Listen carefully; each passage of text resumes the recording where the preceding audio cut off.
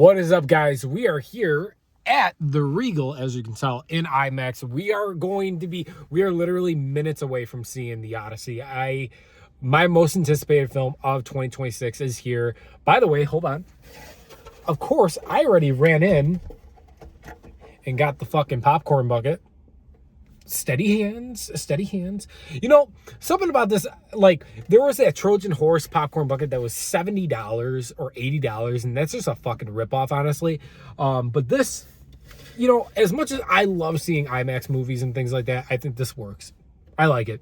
And you get the little film cell of them pulling the Trojan Horse out of the water. It's pretty sick. But final thoughts of the film, or not even final predictions. I just hope the film is great. That's all I hope. And honestly, I mean, to be fair, I'm just very excited about this film. I've been hearing great things, and I just hope that it succeeds. So I'll talk to you guys right after.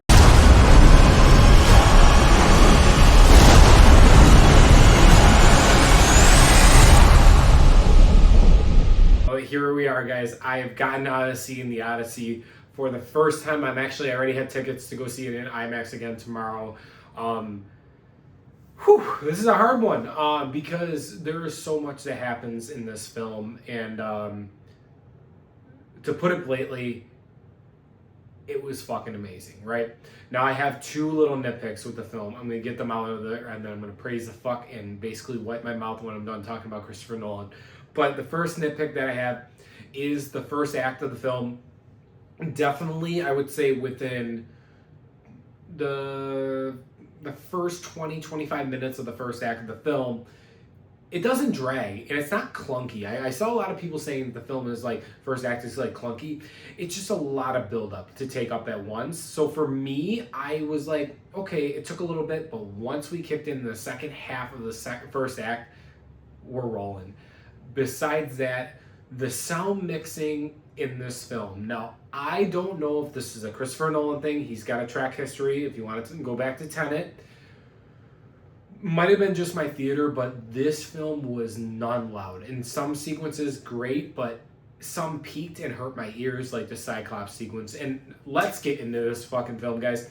Spoilers and all, you guys expected it. The Odyssey is 3 hours roughly.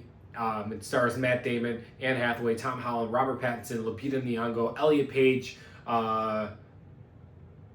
so many people, Charlize Theron, Zendaya, and we follow Homer's Odyssey throughout this film. Now, there's been so much controversy with this film, whether it's historical accuracy, whether it's casting and things like that. I want to talk about the casting. The controversial castings in this film probably take about 4 minutes up of the film. It's nothing bad, nothing to worry about. Honestly, both performances, I think they did great anyways, so to speak, but they're barely in the film. The armor, by the way, guys, looks fucking sick, and the dialogue and things like that, people very nitpicking this film. I don't know how it's going to perform. Regardless, I want to get back on topic. I could sit here and talk about how beautiful this film looks, how it's shot on location, its practical effects and that, but you guys know all that stuff. It looks great. It looks phenomenal. I want to talk about things that I haven't heard people really dive into yet. Is the story, the writing, the dialogue, the performances, and the action in itself.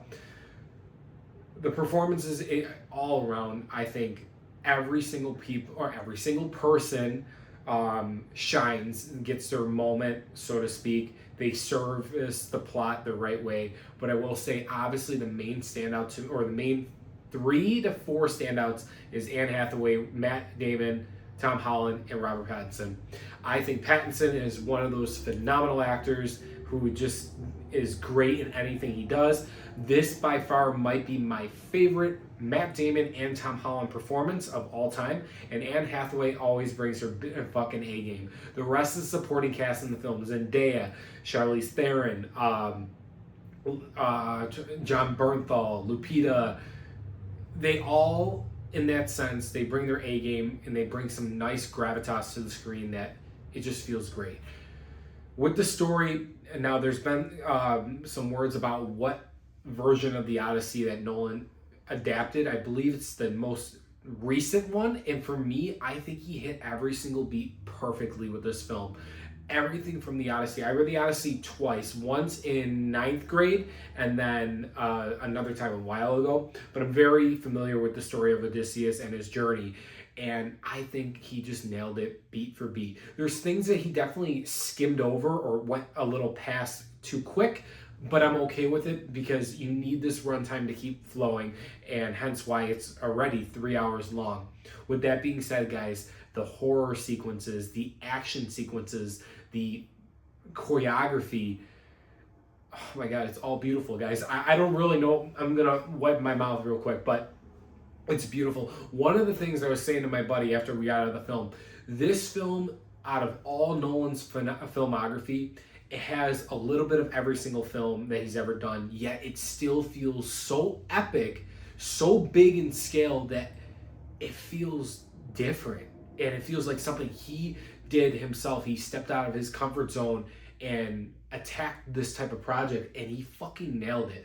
Throughout the film, you get vibes from Dunkirk, Dark Knight Rises, whether that's a good or bad thing, Inception, Interstellar, Oppenheimer with its type of themes of war. You get Doodlebug. If you guys don't know what Doodlebug is one of Christopher Nolan's first short films that he's ever made on ever, and there's elements of that, and just seeing those things with the non-linear structure that we know he's great with, it's just amazing. Guys, I will be talking about the Odyssey probably for the next month easily on this channel.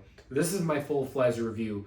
Like I said, guys, the score by Ludwig Göransson, beautiful, fucking beautiful. Travis Scott in the film too. He didn't bother me at all, honestly. His song at the end of the film, though, was kind of like, there's really no words to it. At least I couldn't hear it. Regardless, the pacing's beautiful with this film, guys. It right now takes the #1 film of the year so far. There's only really 2 films that could dethrone it for me, and it's Doomsday and it's Dune Part 3. I don't know if that's going to happen, but man, guys, what an epic to watch. So what I will say is I will be doing a ranking probably in August, maybe early September, probably mid-August, late August, a ranking of all Nolan's films, including every single film, and obviously including this. I always do it, like I did it with Oppenheimer, and I think I did it with Tenet as well when those came out. So I want to do an updated ranking and see where the Odyssey is placed. For me, it is hard to say because there's so many films for me with Nolan that I rank high for me. I keep saying for me, but what I will say is I can't say yet. I'm going to see it again tomorrow. I'm sure I'm going to see it a bajillion more times and get the steelbook for it. I'm so happy I got this popcorn bucket, as I showed you guys earlier. It lights up. I don't know if you guys can see, but yeah. Steady hands. But guys, with that being said, Christopher Nolan's The Odyssey is a phenomenal film. Is it masterpiece level? You know what? I think it fucking is. I think he nailed it. This is one of the filmmakers that you just see grow as their films progress. Maybe just not as much in Tenet, but wow. I'm still blown away, guys. By the way, the last act, the last 45, 50 minutes of the film, whew, it's fucking amazing. The second act's great too, though. Like I said, it's only the first half of the first act is kind of a little slow in the sense of build-up wise, getting you to know the myth, the legend in that sense, but wow, fucking beautiful. But guys, have you seen The Odyssey? Let me know your thoughts below. Thanks for watching. Subscribe for more, and I'll see you guys soon.